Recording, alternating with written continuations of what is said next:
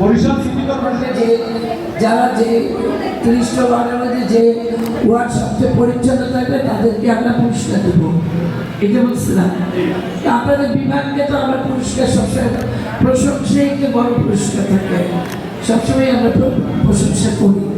আপনারা এই কাজটা অব্যাহত রাখবেন সবসময়। আপনাদের উপরে যেহেতু বরিশালের আমরা গাছ লাগাই, বিভিন্ন রকম দেখেন ফোয়ারা দিচ্ছি, যত যাই করি রং করি, কিন্তু যদি পরিষ্কার না থাকে তাহলে কোনো কিছু চোখে ভালো লাগে না। এই কারণে আপনাদেরকে